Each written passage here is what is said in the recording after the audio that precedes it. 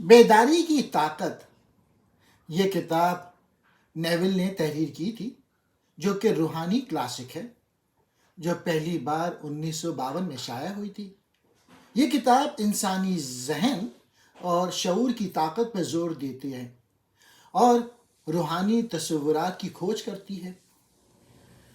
تخیل حقیقت کی تخلیق کرتا ہے۔ وہ لکھتے ہیں کہ ہمارا تخیل، ہماری سوچ، ہماری حقیقت کو تخلیق کرنے کی کلید ہے۔ اس کا ماننا ہے کہ جس چیز پر ہم اپنے ذہنوں میں توجہ مرکوز کرتے ہیں، وہ آخر کار ہماری بیرونی دنیا میں ظاہر ہوگا۔ آگہی کی طاقت عنوان ہی کتاب کے بنیادی تھیم کی عکاسی کرتا ہے۔ شعوری طور پہ آگاہ ہونے کی تبدیلی کی صلاحیت مصنف تجویز کرتا ہے کہ اپنے خیالات اور عقائد سے آگاہ ہو کر ہم اپنے تجربات کو شکل دینے کی طاقت حاصل کرتے ہیں۔ آخر میں رہنا یا انجام پر نظر رکھنا۔ مصنف قارئین کی حوصلہ افزائی کرتا ہے کہ وہ مطلوبہ نتیجے کو محسوس کریں اور جذباتی طور پہ تجربہ کریں گویا یہ پہلے ہی ہو چکا ہے۔ یہ ٹیکنیک، جسے آخر میں رہنا کہا جاتا ہے، اپنی خواہشات کو اپنی طرف متوجہ کرنے اور ظاہر کرنے کے ایک طاقتور طریقے کے طور پہ دیکھا جاتا ہے۔ لاشعوری ذہن، یا انگلش میں کہتے ہیں سب کانشیس مائنڈ، مصنف ہماری حقیقت کو تخلیق کرنے میں لاشعوری ذہن کے کردار پہ زور دیتا ہے۔ وہ تجویز کرتا ہے کہ لاشعور پر مطلوبہ خیالات اور عقائد کو متاثر کر کے ہم اپنے رویے اور تجربے کو متاثر کر سکتے ہیں۔ ایمان اور احساس۔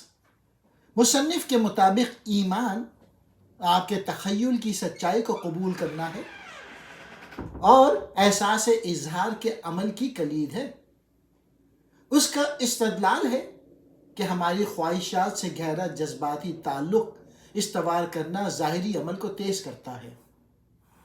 مفروضے کا قانون، انگلش میں کہتے ہیں دا لا آف ازمپشن۔ مصنف نے قانون مفروضے کا تصرف متعارف کرایا، جس میں کہا گیا ہے کہ خواہش کی تکمیل کے احساس کو ظاہر کرنے کا راز ہے۔ یہ فرض کر کے کہ ہماری خواہشات پہلے ہی پوری ہو چکی ہیں، ہم خود کو اس حقیقت کے ساتھ ہم آہنگ کرتے ہیں جس کا ہم تجربہ کرنا چاہتے ہیں۔ خود مشاہدہ کرنا، انگلش میں کہتے ہیں سیلف آبزرویشن۔ کتاب اپنے معمول کے خیالات اور عقائد سے آگاہ ہونے کے لیے خود مشاہدے کی اہمیت پر زور دیتا ہے۔ خود آگہی کے ذریعے افراد محدود عقائد کی شناخت اور تبدیلی کر سکتے ہیں جو ان کی ترقی میں رکاوٹ بن سکتے ہیں۔ آگہی کی طاقت، انگلش میں کہتے ہیں دا پاور آف اویئرنیس، شعور، تخیل اور حقیقت کے درمیان تعلق کی ایک جامع اور بصیرت انگیز تحقیق ہے۔ یہ قارئین کو حوصلہ دیتا ہے کہ وہ اپنے خیالات اور جذبات کی طاقت کو بروئے کار لاتے ہوئے اپنی تقدیر کی تشکیل میں فعال کردار ادا کریں۔ اس کتاب میں مصنف نے اپنے بنیادی فلسفے کا ایک جامع، ناقابل فراموش بیان پیش کیا ہے کہ آپ کے ارد گرد کی دنیا آپ کے ذہن کی آنکھ میں ایک تصویر ہے جو آپ کی سوچ سے بنائی گئی ہے، اور آپ کے خیالات اور احساسات کو بدل کر آپ اپنی زندگی کو تبدیل کر سکتے ہیں۔ میں وہ حقیقت ہوں جس میں جو بھی ہوتا ہے ہمیں زندگی کے مظاہر کی وضاحت کرنے کے لیے رجوع کرنا ہوگا۔ یہ میں خود ہی ہوں جو اس کے وجود کی شکل اور مناظر کا تعین کرتا ہوں۔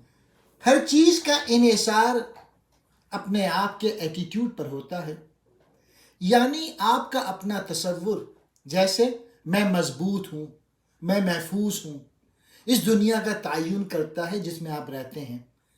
دوسرے لفظوں میں، جب آپ کہتے ہیں میں ایک آدمی ہوں، میں ایک باپ ہوں، آپ اس کی وضاحت نہیں کر رہے کہ میں ہوں، آپ مختلف تصورات یا ایک مقصد کے متبادل کے انتظامات کی وضاحت کر رہے ہیں۔ فرد کے شعور کی حالت میں زندگی کے مظاہر کی وضاحت پائی جاتی ہے۔ اگر انسان کا اپنے بارے میں تصور مختلف ہوتا ہے تو اس کی دنیا میں ہر چیز مختلف ہوتی ہے۔